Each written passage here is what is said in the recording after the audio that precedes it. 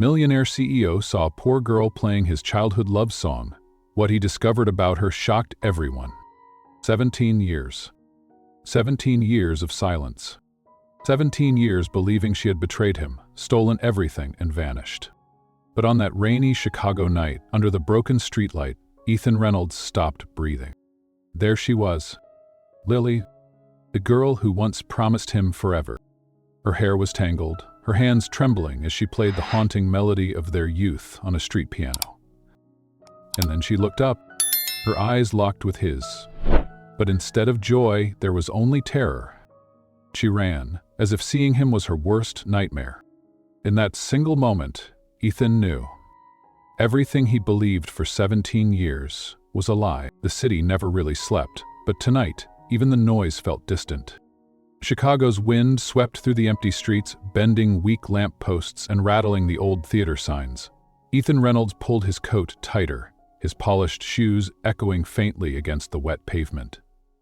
The rain had slowed into a soft drizzle, leaving behind shimmering reflections of neon signs on the black asphalt. And he wasn't supposed to be here. A last-minute investor dinner had brought him downtown, but now his driver was late, and Ethan found himself wandering these unfamiliar blocks, lost in thoughts that normally stayed buried beneath board meetings, quarterly reports, and the constant chase for more. That was when he heard it. The first notes floated through the air like a ghost from the past. The piano, simple, delicate, painful. His chest tightened before his brain could even catch up. He knew that song, every note of it. It wasn't just music, it was memory. The melody of her.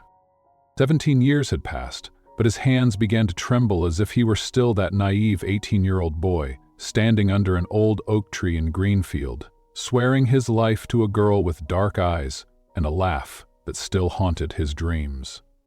His feet moved before his mind did, carrying him across the street, through the light mist. And then he saw it. A public piano, weathered, chipped at the edges, sitting outside a long-closed movie theater. A woman sat at its bench, her posture slightly hunched, head bowed as her fingers glided across the keys. Her clothes were thin and worn, shoes splitting at the seams. The scarf tied around her hair barely held back tangled strands that whipped in the wind. But none of that mattered. Because even under the years, under the weight of time and suffering, he recognized her. Lily Carter. The breath left his lungs in a violent rush. For 17 years, she had been gone. Vanished without explanation. Without a goodbye. All he had was that single note left behind, the one that shattered his world and turned his heart to stone. I've met someone else. I'm sorry, Ethan. Please don't look for me. He never questioned it, he believed it. He forced himself to believe it. Until now. Now she was here, playing their song. Playing his song. For a moment he stood frozen, the rain quietly tapping against his skin, his body refusing to move. He could barely breathe, barely think. Her head lifted as if she sensed him. Their eyes locked. And in her eyes was not love, not even surprise. And was fear. A raw, desperate, bone-deep terror. Lily, the name escaped him in a breath, cracked and broken. Her hands jerked off the keys. Silence fell like glass shattering on concrete. She stood so quickly that the wooden bench scraped backward with a loud screech. For a brief second she stared at him, eyes wide, chest heaving. And then she turned. She ran. Her frail figure stumbled as she darted through the streets, bumping into passers-by, knocking over boxes from sidewalk vendors. Her scarf blew away, spinning in the wind like a wounded bird. "Lily, wait!" Ethan called after her, his voice strangled with desperation. But she didn't stop. She didn't even look back. Like seeing him had been the worst thing that could have happened. He chased for a block, but his steps slowed, heart pounding, mind spinning. Why would she run from him? Unless everything he believed about her was wrong. He stood there, chest heaving, as the world returned to its usual rhythm around him. The rain whispered in his ear, the distant sound of car horns filling the silence. The old piano still sat there, abandoned now. The bench slightly crooked. One of the strings still vibrated faintly, humming the last breath of the song she left unfinished. Ethan walked back to it slowly, almost afraid to touch it. He ran his hand softly across the keys, cold, silent, but in his mind the melody played, louder than ever. 17 years of anger. 17 years of convincing himself that she was nothing but a liar. 17 years of pretending it didn't hurt.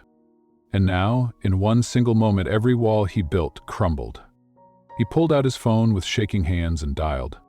Marcus? His voice was barely above a whisper. His private investigator answered instantly. Mr. Reynolds, I need you to find someone. Of course, sir. Who? Lily Carter. The name alone made his throat tighten. 17 years ago, she left Greenfield. I need to know everything that happened, every single detail. Marcus didn't hesitate. Consider it done. How urgent? Ethan closed his eyes. Yesterday, Chapter 1. The Song of Her Tears. Chicago hadn't changed much. The rain still came in cold sheets, washing the neon reflections across the black streets, blending light and shadow into one long, restless pulse. But for Ethan Reynolds, that night, the entire world shifted. He wasn't supposed to be downtown.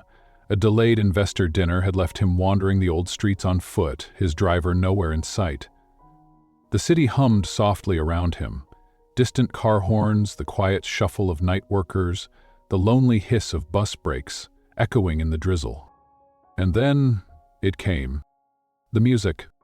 Faint at first, carried on the wind like a ghost from another lifetime, but unmistakable. A simple melody, no more than a few notes, yet it cut through the noise like a knife to his chest. Ethan stopped breathing. That song. It wasn't just a song, it was theirs. 17 years collapsed in on him at once. He followed the sound without thinking, his polished shoes splashing through shallow puddles, his breath clouding the damp air. Every step carried him closer to a truth he thought he had buried. Then he saw it. An old street piano sat beneath a broken street lamp, flickering like a dying star. And at that battered bench sat a woman, frail, thin. Her clothes were worn, her scarf barely holding back strands of tangled dark hair that danced in the wind. But Ethan didn't need to see her face to know. His heart knew. Lily, the girl he once loved. The girl who vanished. The girl who, 17 years ago, left him behind with nothing but a broken heart and a short, cruel letter. His chest tightened, stealing the breath from his lungs.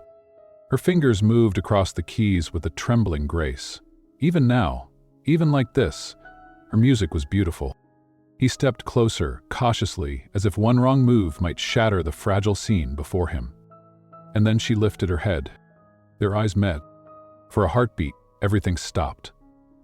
The rain, the noise, even the world itself seemed to freeze. But what Ethan saw in her gaze wasn't recognition, or joy, or relief.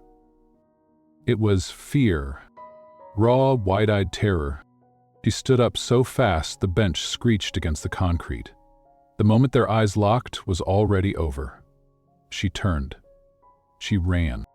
Lily, Ethan's voice broke as it left him. She didn't look back. She sprinted down the narrow street, stumbling over boxes, dodging startled pedestrians, her scarf tearing loose and flying into the street like a discarded memory. He ran after her. For a moment, adrenaline pushed him forward. Faster, desperate, as the rain poured harder, but soon his steps slowed. Her silhouette disappeared around a corner, swallowed by the city. And he stopped. Ethan stood alone, panting under the buzzing streetlight, his pulse hammering beneath his expensive coat, his hands clenched into fists. For 17 years he had convinced himself she was gone because she wanted to be, that she had chosen someone else, that she had stolen their money, their future, and left him behind. But tonight, everything he believed cracked wide open. If she wanted to escape him, why the fear? Why that look in her eyes? There was something else, something bigger, something darker. The rain trickled down his face like cold fingers. His gaze fell back to the empty bench and the lonely piano still standing beneath the rain. One of the strings trembled faintly from the last note she never finished. He walked toward it, his hand tracing across the chipped keys. He whispered her name again, this time softer. Lily? The melody still rang inside him. 17 years ago it had been the song they played together under the oak tree behind their small-town high school. Back when the world was nothing more than dreams, and love felt untouchable. Back before everything fell apart. His chest ached under the weight of the memory.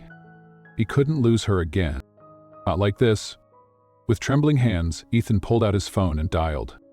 The voice on the other end answered quickly. Mr. Reynolds? Marcus, Ethan whispered, his voice thick. I need you to find someone. Yes, sir. Her name is Lily Carter. She left Greenfield 17 years ago. Marcus didn't hesitate. I'll get on it immediately. I need everything, Marcus, everything that happened, every detail. A short pause. How urgent, sir? Ethan closed his eyes, gripping the phone tightly. Yesterday? But as Marcus started his search, the storm inside Ethan's chest only grew louder. Because deep down, he already knew. Whatever happened to Lily wasn't a simple story of betrayal. This was something else entirely. Chapter 2. The Note That Lied. The city was just beginning to wake. A pale slice of morning sun crawled between the towering glass buildings as Ethan stood by his penthouse window, staring out over the skyline of Chicago. His reflection hovered faintly in the glass. Tired, distant, hollowed out by something he couldn't name. He hadn't slept. How could he? After 17 years of silence, her face, Lily's face, had returned. Not in a dream, not in a distant memory, but in flesh and bone, right here, in his city, in his world. And she ran from him. Again, his phone buzzed on the nearby table, vibrating softly against the polished wood. Marcus. Ethan snatched it up instantly. Tell me. Marcus spoke with a calm, measured tone, exactly the voice Ethan needed right now. I've started pulling the threads, and something's off, Ethan, very off. Go on. First of all, she never left any public trail after she vanished from Greenfield. No employment, no bank accounts, no phone contracts, nothing. She just disappeared. That matches what I've always believed, Ethan muttered bitterly.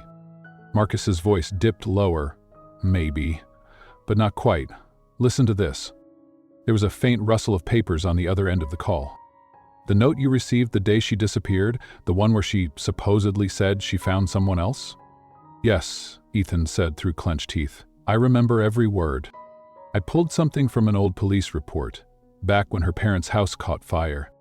Ethan closed his eyes. The fire that killed her parents. Exactly. But that fire wasn't ruled as purely accidental. There were whispers, rumors. Small-town police never followed up. But the timeline is suspicious. Her parents died just 3 weeks after she vanished. Ethan's pulse began to throb in his temple. Are you saying she didn't leave willingly? Marcus exhaled heavily. That's my theory. And Ethan, there's something else. Another rustle of papers. I ran a handwriting comparison between that letter you kept and verified documents Lily signed years before from her school records. Ethan froze. And? It doesn't match. The phrasing is wrong, the writing's wrong, the tone, cold, distant. It's not her. The room spun slightly as Ethan gripped the edge of his desk. The note, the single piece of evidence he had held onto for nearly 2 decades. The reason he had hated her for so long. What? A lie planted in his hands. His voice came out hollow. Then, who wrote it? That's the question, sir. Ethan's knuckles turned white as his grip tightened. All this time, it wasn't betrayal. It was something far worse. She was forced to leave, Ethan whispered. I believe so, Marcus said gently, and I believe your family knows a lot more than they've ever told you. 17 years earlier, Greenfield, Illinois. The memory drifted back like fog creeping through the room. Ethan was young then, stupidly young. His world was Lily. Nothing else mattered. They had scraped together every dollar they could find, working small-town jobs, her teaching piano lessons to kids, him pumping gas at the local station. It was all for one dream: to leave Greenfield behind, to build a life together, a real life, without debts, without limits. "We almost have it," he remembered telling her, gripping her small, calloused hands beneath the oak tree. $2,000, just a few more weeks. Her smile back then, God, that smile, could have burned away every cloud. "When we leave, Ethan, we leave everything behind," she had whispered, her eyes bright with hope. That was the plan. But when the day came, the dream collapsed like glass underfoot. The money vanished from their shared savings. Her house stood empty, and only that note remained. "I've met someone who can give me a better life." He remembered reading those words under the morning light, his hands shaking, the wind tearing at the paper like it wanted to steal it away from him. Back then, his father was quick to step in. "Some women are like that, son," Richard Reynolds had said, his voice calm, almost rehearsed. She saw a richer man and took her shot. "But we were leaving together," Ethan had argued, still too innocent, too hopeful. "People change," Richard had replied smoothly. "And some people aren't worth chasing." And Ethan had believed him. He had too. It was easier than believing Lily had been taken from him. Easier to be angry than broken. Easier to hate than hurt. Present day. The doorbell chimed, pulling Ethan out of the memory.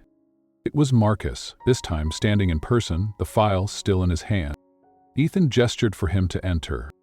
"And there's more," Marcus said, his eyes serious. "Much more." He placed an old photo down on the table.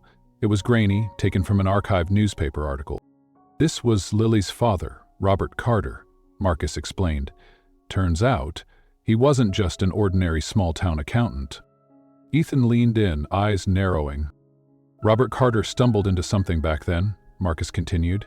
"He was managing the books for a few side businesses owned by none other than Reynolds Holdings." Ethan's stomach flipped. "My father." Marcus nodded grimly. "Your father and his business partners. They were using Robert Carter to quietly launder money through fake corporate accounts. And when he figured it out, when he started asking too many questions, that's when everything fell apart." Ethan could hardly process the words. "The fire." Marcus nodded. "It wasn't random, Ethan. Your father and his people made sure Robert Carter wouldn't talk." "And Lily?" Ethan whispered. Marcus's voice softened. "She knew, she saw what was happening, and someone, most likely your family, forced her to leave you to protect you." Ethan turned away, breathing heavily, gripping the back of his chair for balance. His entire life? Everything he had believed. His father had destroyed her. And he had stood by for 17 years, believing she was nothing more than a selfish girl who walked away. A monster disguised as a father. His voice cracked as he finally spoke. "Where is she now?" "She moves from shelter to shelter, but I know where she'll be tonight." Marcus handed him a slip of paper with an address. "A small shelter on South Halstead. She plays piano there most nights for the kids." Ethan clutched the paper like it was the most precious thing he'd ever held. "I am going to her." The sun had long set by the time Ethan arrived at the shelter. It was a modest building. Peeling paint, faded bricks, a battered cross nailed above the door. Yet from inside came the faint sound of music. Soft, careful notes that barely reached the street. Her song. He stepped inside quietly. There she was, sitting at a battered upright piano, playing to a handful of children gathered around her. Her hands still carried the same grace, even as her frame had grown thinner, weaker. The light caught in her dark hair as it slipped from behind her ear. His chest ached at the sight of her. He waited until she finished. Then, gently, he stepped forward. His voice was barely a whisper. "Lily?" She froze at the sound. Her shoulders tensed, her head turned slowly, as if fearing what she would see. Their eyes met once more. A sharp, aching silence fell between them. "Please," Ethan said softly, "don't run." Her breath caught in her throat, but this time, she didn't run. Not yet. Chapter 3. The Deal with the Devil. For a moment, neither of them moved. The world inside that small shelter seemed to shrink around them, as if every breath, every heartbeat existed in that fragile space between two people who once promised each other forever. Lily's eyes darted to the door behind Ethan, calculating, terrified, but he gently raised his hand. "Lily, please, just stay." Her lips parted but no words came. Her chest rose and fell as though she was struggling to find air, and for the first time, Ethan saw something beneath the fear. Exhaustion. 17 years of running lived in her eyes. "I'm not here to hurt you," Ethan said, his voice trembling. "Not to drag you into anything. I need to understand." Her voice was a whisper, barely audible. "You shouldn't be here." "I know." "Your family," she swallowed, voice cracking. "They'll destroy you if they know you found me." His throat tightened. "They already destroyed you." Lily flinched. For a moment, the weight of that simple truth hung between them, heavier than anything either could bear. One of the children tugged at Lily's sleeve, innocent, unaware. "Miss Lily, are you okay?" Lily forced a small smile, her voice soft. "It's all right, sweetheart. Go back to the others." The child hesitated, then skipped away. Lily slowly turned her gaze back to Ethan. "We can't do this here." "Then let's go somewhere safe," Ethan said. Her eyes hesitated, but her legs finally moved. Without another word, she grabbed her thin coat and followed him out into the night. They found themselves sitting in an all-night diner 3 blocks away, the kind of place that smelled like burnt coffee and old bacon grease, where nobody asked questions and nobody cared who you were. For now, that was exactly what they needed. Lily pulled her coat tighter around her thin frame. Her hands shook as they gripped the chipped coffee cup. She hadn't touched her drink. Neither had Ethan. The silence stretched, thick and painful, until Ethan broke it. "I know about the fire, Lily," he said softly. Her shoulders tensed. "I know it wasn't an accident." Tears welled instantly in her eyes, but she blinked them back, jaw trembling. "And I know," Ethan's voice cracked, "that you never wrote that note."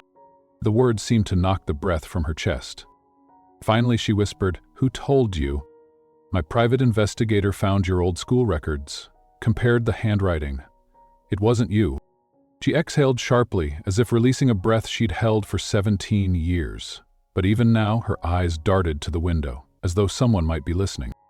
"You shouldn't have dug into this." "I had to." His voice broke. "Lily, I spent 17 years believing you left me." Her voice was barely a whisper. "That's what they wanted." "Go," Ethan asked, though his heart already knew. She stared down at her cup, her voice steady but hollow. "Your father and his business partners." Ethan's jaw clenched. "They came to my house the night before we were supposed to run away," she continued. 3 men, suits, expensive cars, smiling like they were doing me some favor, but it wasn't a favor. Her breathing quickened. "They told me that my father had gotten involved in something dangerous, that he owed money to men who didn't forgive, and that if I didn't leave you, they would make sure your family paid a price." "They threatened me too?" Ethan whispered. Lily nodded. "Your father said, if I truly loved you, I'd disappear for your own safety." Ethan's chest ached. "And the money?" "They drained the account, framed me for stealing it. Then they handed me $5,000 and told me to leave town and never come back." She paused, her voice breaking. "And when my father tried to go to the police, they silenced him." "The fire," Ethan whispered. Lily covered her mouth as the tears finally fell. "They killed my parents." To cover it all up. Ethan couldn't speak. He reached across the table, but Lily instinctively pulled back. "Don't," she whispered, her voice shaking. "Please, don't make this harder." "But you lived like this for 17 years. Why didn't you tell anyone? Why didn't you come back?"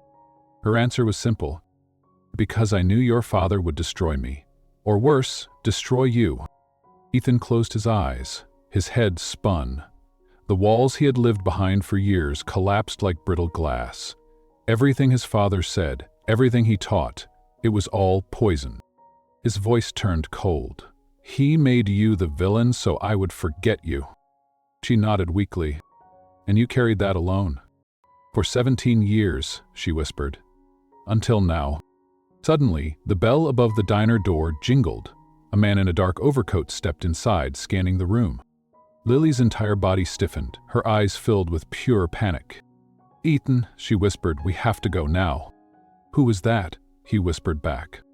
But she was already pulling her coat on, her voice sharp. "Please, trust me, we need to go." Without hesitation, Ethan stood, throwing a wad of cash on the table as they slipped out through the side exit into the cold Chicago air. They ran down the narrow alley, their breath visible in the night air. Ethan shielded her as headlights flashed briefly at the corner behind them. "Who is that man?" Ethan asked again, more urgently now. "Some of your father's men," she gasped. "They've been following me for years." Ethan's jaw tightened as his protective instincts surged.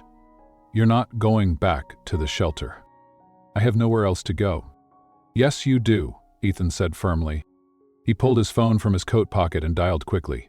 "Marcus, I need my secure apartment, tonight." Less than 30 minutes later, they stood inside a private, heavily guarded building overlooking Lake Michigan. Ethan's safe house. A place even his father didn't know existed. The security door locked behind them with a solid click. For the first time that night, Lily exhaled as though she could finally breathe. "You're safe here," Ethan said quietly. But Lily shook her head. "Ethan, this isn't safe, not really. As long as your family knows I'm alive, they'll never stop." His eyes darkened. "Then we'll make them stop. You don't understand what they're capable of." Ethan stepped closer, his voice low but filled with something she hadn't seen in 17 years, pure, unwavering resolve.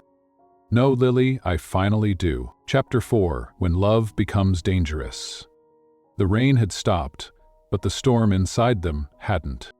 Inside Ethan's private apartment overlooking Lake Michigan, the city glowed below them, silent, indifferent, beautiful in a way that almost felt cruel. The skyline that once symbolized Ethan's empire now seemed distant, meaningless.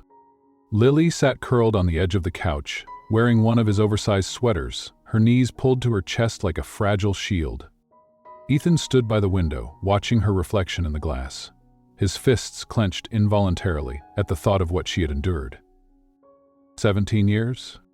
17 years hiding. 17 years carrying a truth that would have broken most people. Finally he spoke, his voice quiet but heavy. "They'll never touch you again." Lily let out a bitter, breathless laugh. "You think it's that simple?" "It can be." Her head shook, slow and exhausted. "Ethan, your father isn't just a man with money. He built a machine. They cover everything, judges, police, media. People who owe him favors. People who owe him everything." She looked up, her voice trembling. "I know how far they'll go." Ethan stepped closer, his voice calm but sharp like steel beneath velvet. "Then I'll go farther." "Don't," she whispered, the fear flashing through her eyes again.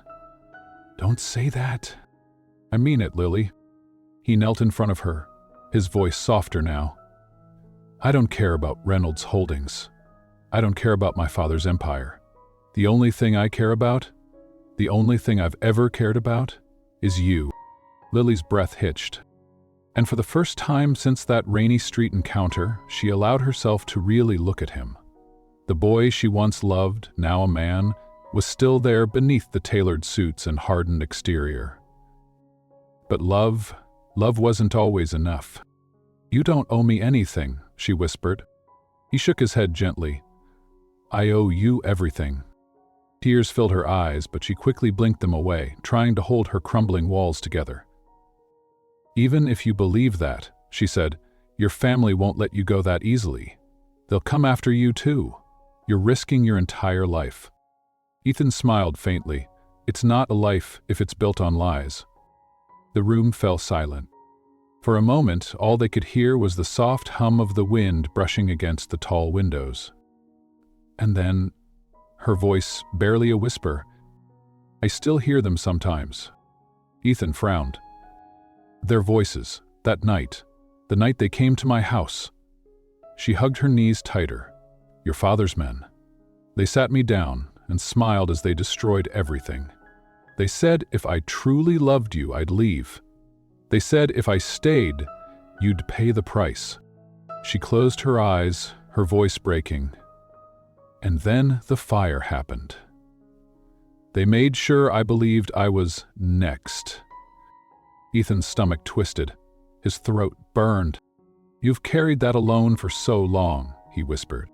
Her voice was paper-thin. "I never wanted you to hate me. But it was easier for you to believe I betrayed you than for you to live in fear." Ethan lowered his head, his hands trembling. "I'm sorry," he whispered. "I should have known. I should have fought for you." "No." She shook her head. "You were just a boy. They made sure you never even had a chance." The next morning, the soft knock on the apartment door startled them both. Ethan stood quickly, motioning Lily to stay back as he approached the door, but when he looked through the security monitor, his jaw clenched. "Marcus." Ethan opened the door. Marcus stepped inside, lowering his voice immediately. "We've got a problem." Ethan's face hardened. "What kind of problem?" "They know." Ethan's stomach dropped. "Your father, Veronica, the entire board, they know you found her." "How?" Ethan asked, though deep down he already knew. They always knew. Somehow, they always knew. Marcus handed him a small envelope, and they sent this. Inside was a letter, written in the familiar handwriting of his father. "You are walking into dangerous territory. You've made your point. Let this girl disappear again, or everything you've built will burn alongside her. You cannot protect her from what you don't understand. Do not test me, Art." Ethan read it twice, then slowly tore it in half without a word. Marcus glanced at Lily sitting quietly behind them. "We need a plan, sir." Ethan exhaled. "We're not running." Marcus nodded, but his eyes flickered with caution. "They'll push harder." "I know." Marcus hesitated, then spoke carefully. "Your engagement is part of this too." Lily's head snapped up. "What engagement?" she asked softly, but the edge in her voice was unmistakable. Ethan froze. He hadn't planned to have this conversation. Not like this. "It's nothing," he said quickly. "It was arranged. A business merger. My father—" "Her name is Sofia Ferrara," Marcus said gently, "daughter of Marcello Ferrara." Lily stood slowly, her face pale. "You're engaged?" "No." Ethan stepped toward her. "Lily, I never wanted any part of it. I never loved her. I never even—" "But you agreed to it." Her voice cracked. "My father signed the contract without my consent. It was all about consolidating power between Reynolds Holdings and Ferrara Industries. I was nothing but a pawn to them." Lily's voice dropped into a hollow whisper. "So while I was living on the street, you were being lined up for a corporate marriage." The silence that followed was heavier than any argument. Ethan's voice finally broke through, soft but pleading. "Lily, please believe me. The only reason I agreed to any of my father's plans was because I thought you were gone forever. But I wasn't gone, Ethan." Her voice trembled. "I was just invisible." The pain in her voice cut through him sharper than any threat his father could offer. "I'm here now," he whispered. "And I'm not losing you again." But Lily's face fell. She shook her head, her voice barely audible. "This isn't just about you and me anymore. It never was." Chapter 5. Secrets in the Fire. The rain returned that night, soft at first, like a whisper against the glass, then heavier as the hours passed. Thunder rolled in the distance, low and tired, like a warning that didn't need words. Neither of them slept. Lily sat on the sofa, staring at nothing, while Ethan paced back and forth across the spacious apartment, every step echoing louder in the heavy silence. The storm outside was nothing compared to the storm inside both of them. Finally, Lily broke the quiet. "You know they'll never let this go, right?" Her voice was calm, but underneath it lived exhaustion. 17 years of it. Ethan stopped pacing, his hands on his hips as he faced her. "Then I'll force them to." She shook her head gently. "You don't understand your father like I do, Ethan. You see a businessman. I see a man who built an empire on fear and silence." "I see him clearly now," Ethan said softly.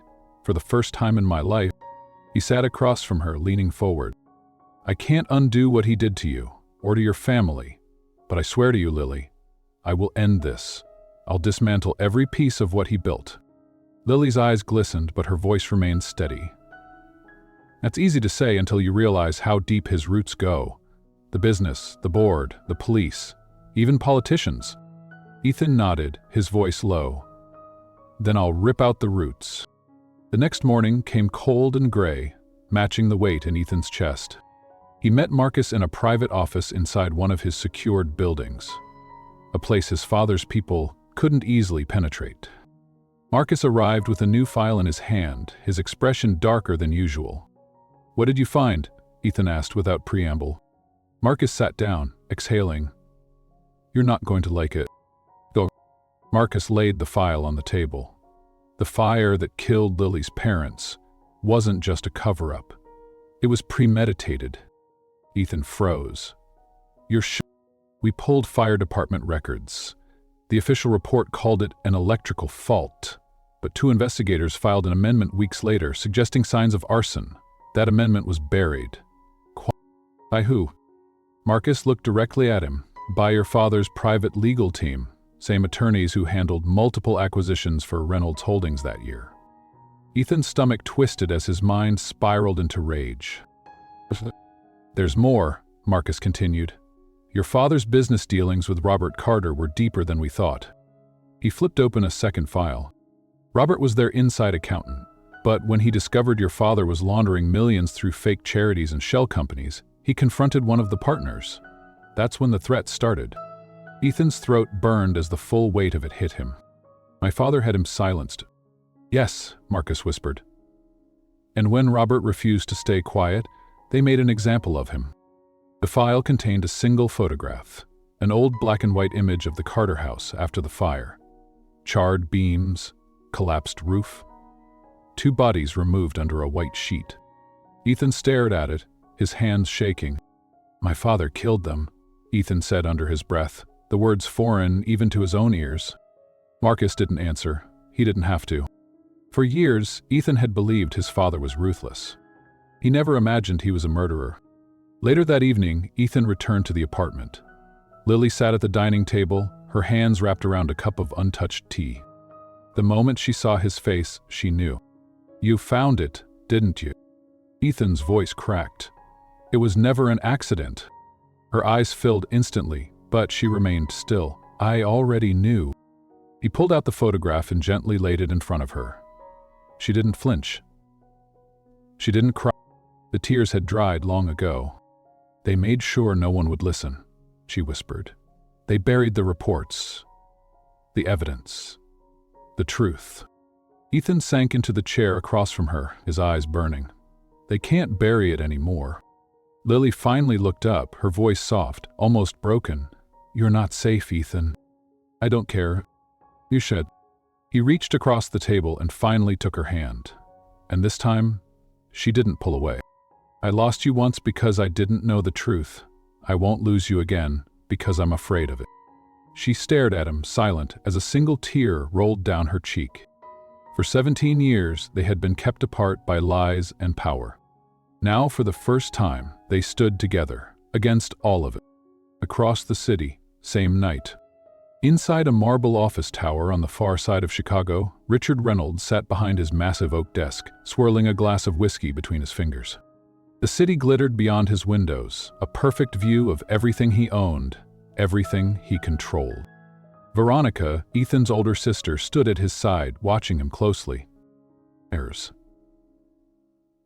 "He knows," Richard muttered. Veronica's voice was cold. "Of course he knows.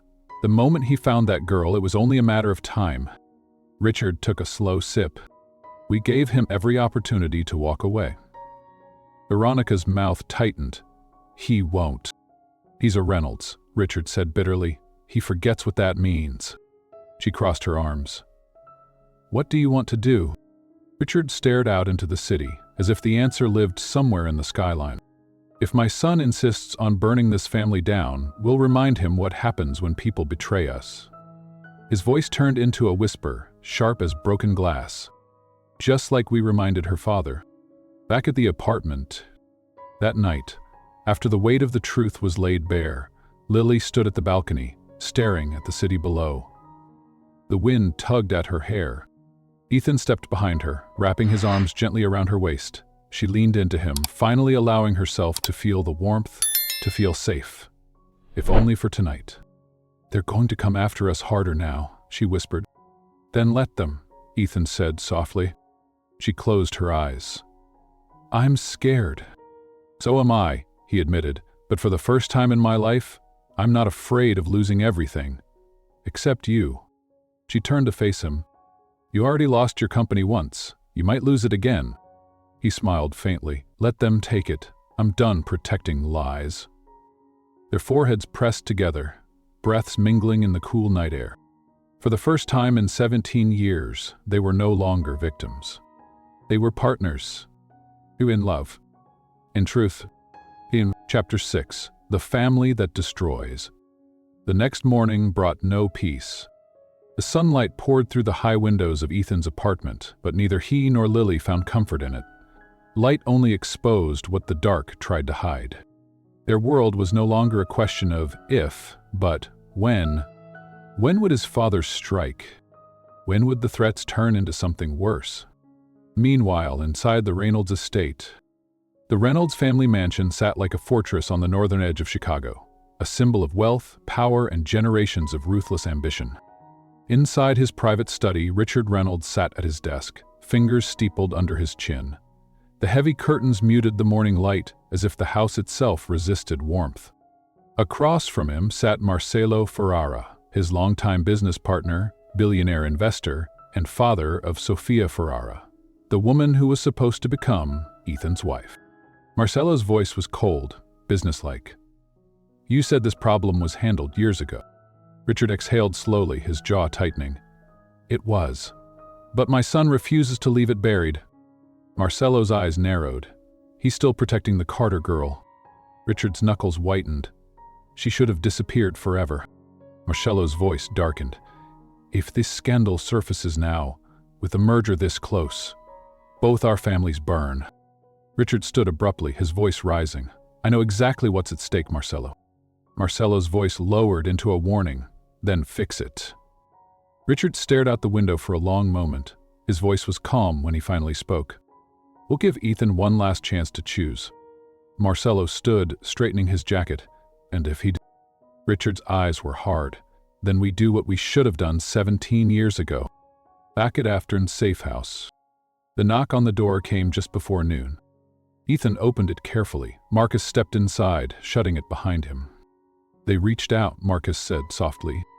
Ethan's jaw tightened. "My father?" Marcus nodded. "An invitation." He handed Ethan a thick ivory envelope sealed with the Reynolds family crest, the same one that had hung above the fireplace since Ethan was a child. Inside was a simple, elegant card. "Ethan, family matters require your immediate presence. 7 p.m., Reynolds Estate. Come alone." Lily sat silently on the couch, watching Ethan read it. Her expression was unreadable. "They want to control the narrative," Marcus said, "force you into a corner." Ethan glanced at Lily. "He's trying to bait me." Lily's voice was steady. "Are you going?" Ethan didn't answer right away. His chest ached at the thought of stepping back into that house. But if he didn't face them, they would only grow bolder. "I have to." She stood, walked over, and placed her hand on his chest, feeling his heartbeat beneath her palm. "Be careful, Ethan." He placed his hand over hers. "I won't let them touch you." That night, the Reynolds estate. The house looked exactly as he remembered, grand, cold, and suffocating. 2 security guards in black suits opened the heavy oak doors as Ethan stepped inside. His footsteps echoed on the marble floors as he made his way to the main hall. Richard Reynolds sat in his favorite leather chair, a glass of whiskey in hand, looking every bit the king seated on his throne. Veronica stood beside him, her expression cold and unreadable. Marcelo Ferrara sat on the opposite side, fingers laced neatly, his piercing eyes following Ethan's every move. For a long moment, nobody spoke. Then Richard broke the silence. "Son, I'm glad you came." Ethan's voice was flat. "Let's not pretend this is a family reunion." Richard's lips twitched into a faint, humorless smile. "Very well." He gestured toward the chair opposite him. "Sit." Ethan remained standing. Richard's voice lowered, colder. You've embarrassed this family enough, Ethan. You're risking everything we've built for a woman who should have been gone years ago. You didn't just try to make her disappear, Ethan said quietly. You killed her parents. Richard's jaw flexed. Her father was a liability. He threatened everything. And you burned them alive, Ethan whispered, his voice trembling with restrained rage.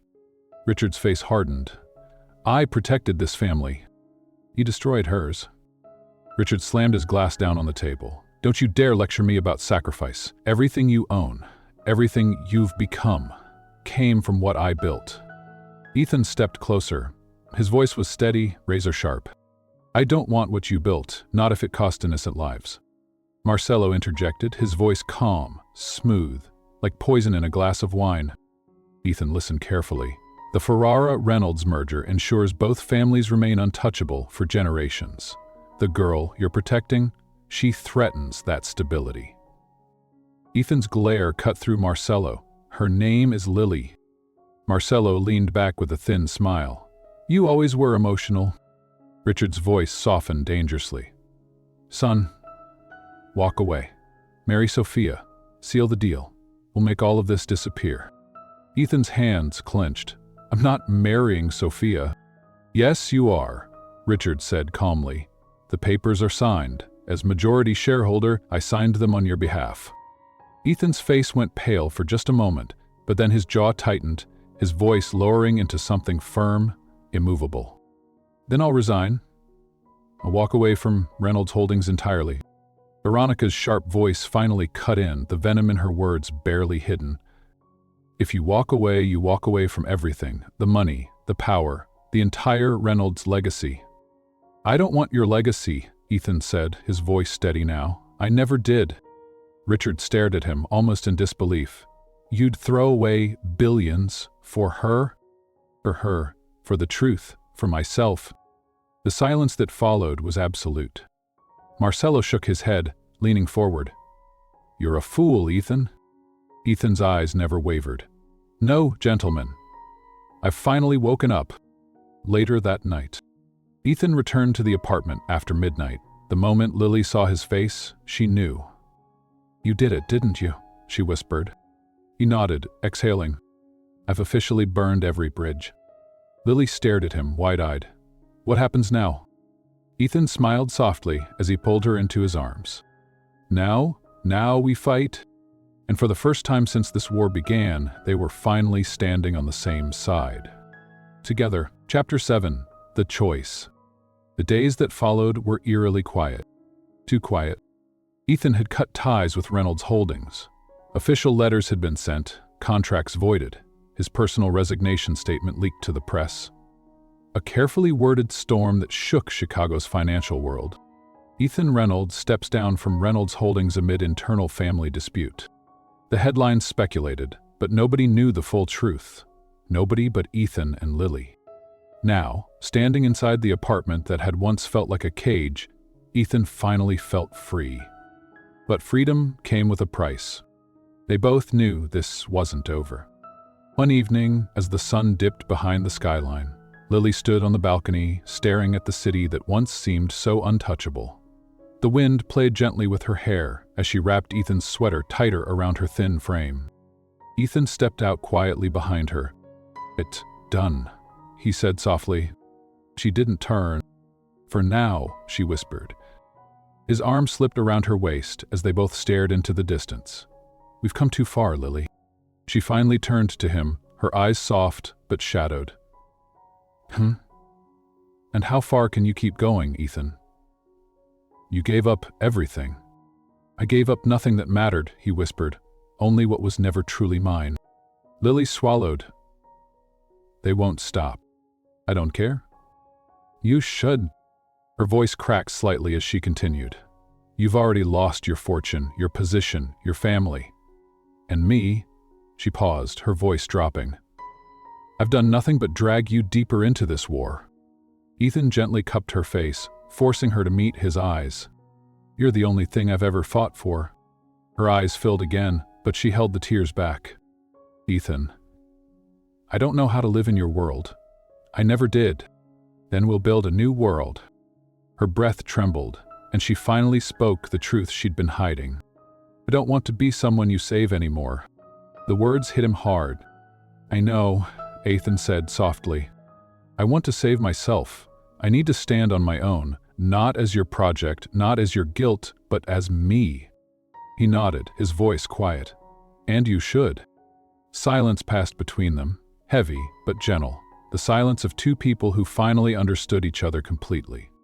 "So what happens now?" he asked, his voice barely above a whisper. Lily's eyes glistened.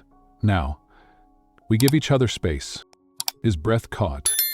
"I need to figure out who I am without the past weighing me down, without your family's shadows following my every step." Her hand reached for his, squeezing it softly. "I love you, Ethan. I never stopped, but I have to choose me first." "And if one day you're ready?" Ethan whispered. She smiled through the tears. "Then I'll find you." 2 weeks later, Ethan stood at O'Hare International Airport, watching as Lily's flight boarded. She hadn't told him where she was going, only that it was somewhere quiet, somewhere new, somewhere far from everything that had ever tried to break her. As she turned at the gate for one last glance, their eyes met across the terminal. He gave her a small smile. She returned it. No words, no promises. It was just understanding. And with that, she disappeared into the crowd. Meanwhile, Ronaldo's estate. Veronica stormed into her father's study, her heels clicking like gunfire against the marble. "You let him walk away," she snapped. Richard didn't even flinch, sipping his whiskey calmly. "Let him?" He chuckled darkly. "He thinks he walked away." Veronica paced furiously. "We should have crushed him, destroyed him before the press could spin this resignation into some noble act." Richard leaned back in his chair, his voice smooth and cruel. "Sometimes, Veronica, you don't need to destroy a man right away. You simply let him believe he's free. Sooner or later, he'll step into the trap himself." "But what if he doesn't?" she asked. Richard's smile didn't. "He's still my son. The blood in his veins belongs to this family. And blood always finds its way back in the empty apartment."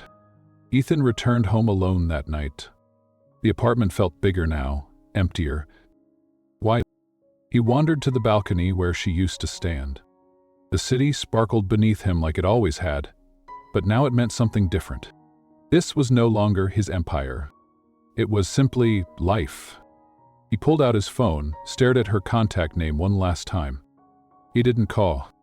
Instead, he whispered to himself as the cold wind kissed his face. "I'll wait." Chapter 8. The Concert of Redemption. 1 year later. The auditorium hummed with a quiet energy, the kind of electricity that lives right before something unforgettable happens. It was Ethan's first time back in the public eye since he'd walked away from Reynolds Holdings. But tonight wasn't about business, not about power or money. Tonight was about something entirely different. Redemption. The charity concert was Ethan's newest project. After losing everything that once defined him, he had rebuilt his life, brick by brick, using his remaining personal wealth to create a music foundation for underprivileged children. A way to give back, a way to honor everything Lily had once dreamed of. And tonight was the foundation's first official event, a benefit concert to raise funds for children who'd never touched a piano before. The theater was packed, every seat filled. Journalists, donors, politicians, former business rivals now politely curious about the fallen CEO's second act. But as Ethan stood backstage, scanning the elegant room, none of them mattered. He was waiting for one person. And finally, she appeared. Lily stood near the stage entrance, quietly speaking to the stage manager. She looked radiant.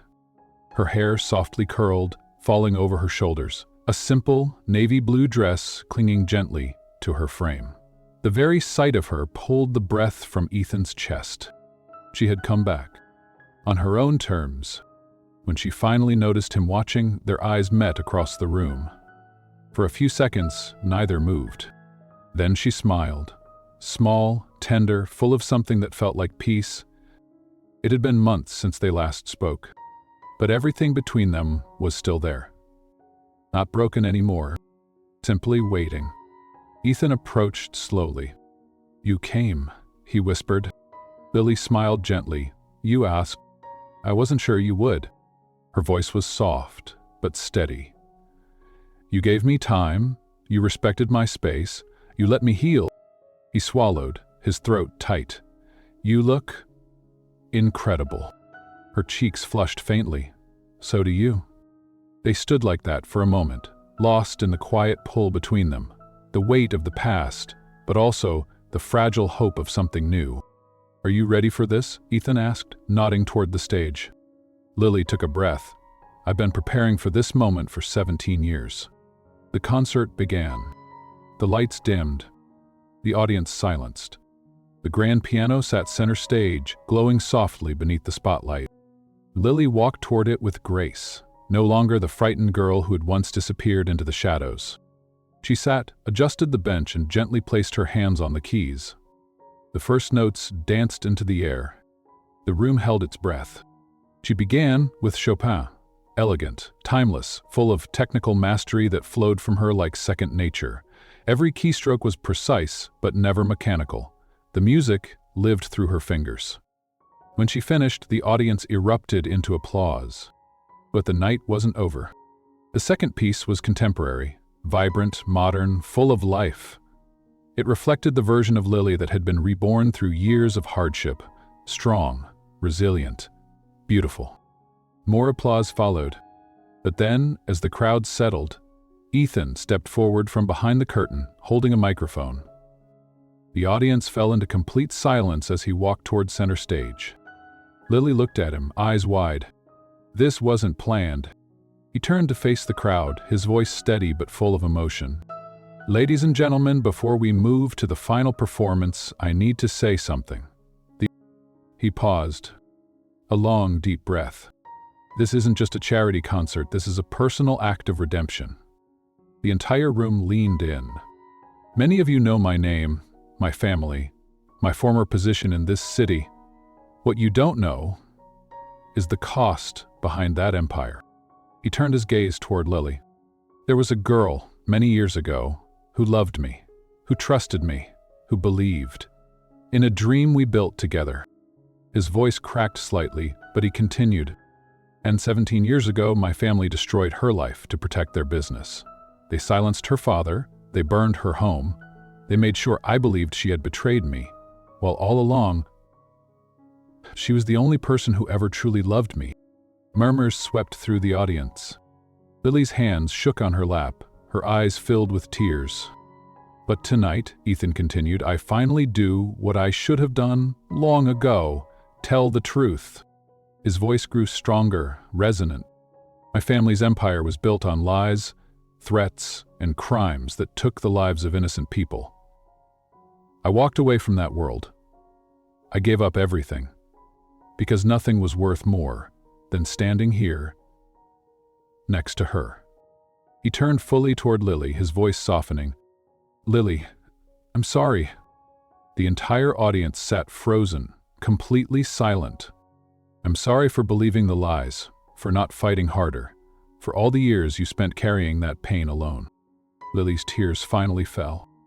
Ethan smiled through his own. "And to everyone here tonight, you're not just watching a concert, you're witnessing the beginning of something better. Every dollar raised tonight goes toward giving children a chance to find healing in music, just as she once found it, even in the darkest days." He turned back to Lily, his voice barely a whisper into the microphone. "And if you'll allow me, I hope I can spend the rest of my life making up for the time we lost." The room held its collective breath. Lily rose slowly from the bench, her tears shimmering beneath the lights. For a long moment she didn't speak. Then, softly, she answered the only way she knew how. "The final piece," she whispered, her voice shaking, "is for you." She returned to the piano. Her fingers found the keys again. This time, it wasn't Chopin. It wasn't any famous piece. It was their song. The one she used to play beneath the old oak tree when they were teenagers. The melody of young love, of promises whispered in the dark, of dreams stolen and now reclaimed. Every note carried 17 years of pain, hope, and forgiveness. And as the final chord echoed through the theater, there was silence. The kind of silence that happens when something sacred fills a room. Then slowly, one person stood, clapping, then another. Then the entire audience rose to their feet. The full standing ovation. Thunderous applause shook the theater.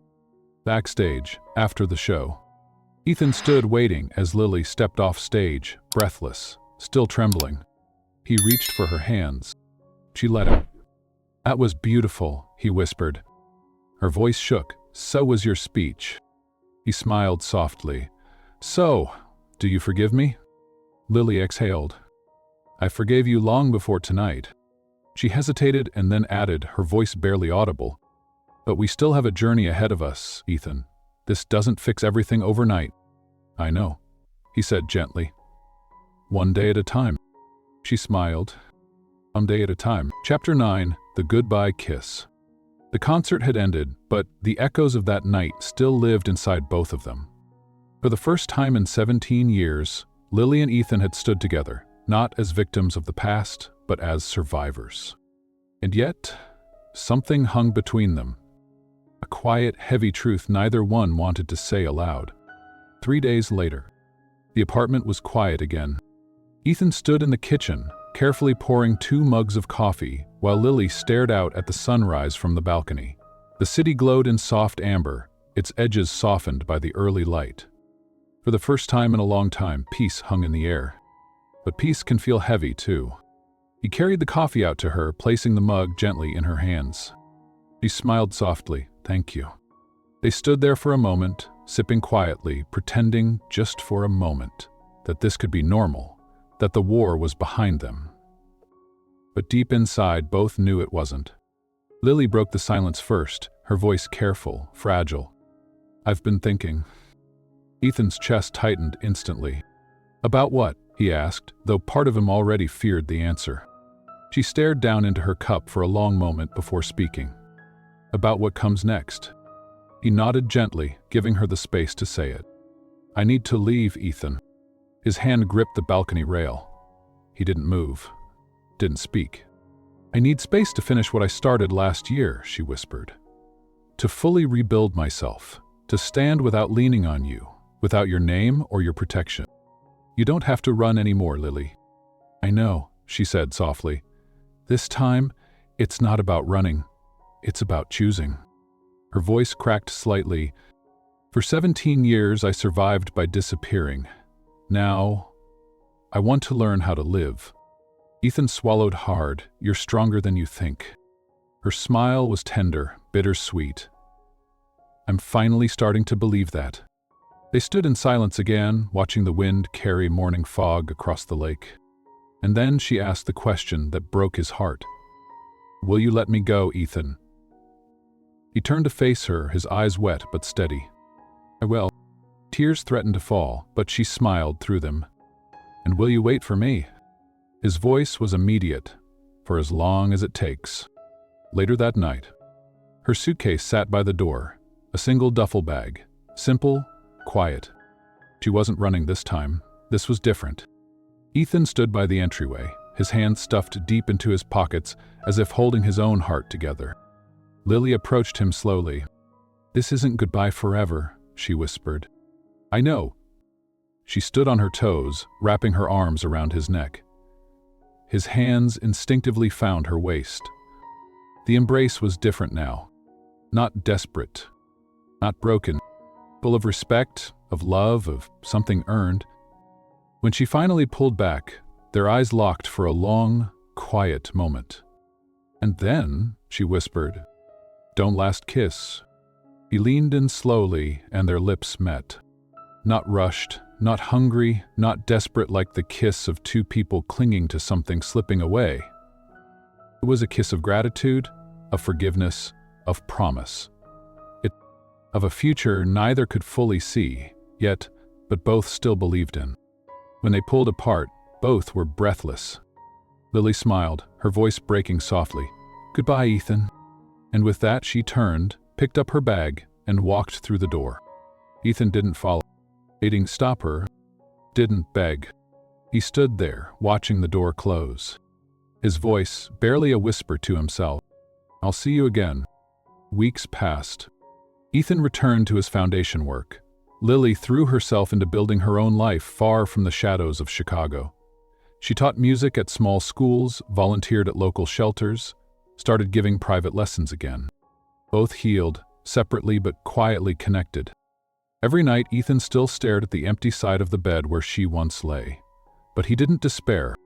He waited. Because this time, she wasn't lost. This time, she was simply growing. And then one day, a simple letter arrived at Ethan's new office. No return address. Just his name. Inside, a short handwritten note in her familiar, graceful script. _Ethan, I found myself, and I still love you. Chapter 10. Full Circle.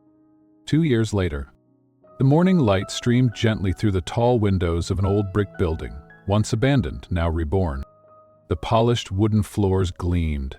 The air carried the warm scent of fresh paint mixed with something softer. Hope. Children's laughter echoed through the halls as young fingers traced along piano keys, experimenting with new melodies. Violins hummed softly in practice rooms. Guitars strummed gentle, clumsy chords.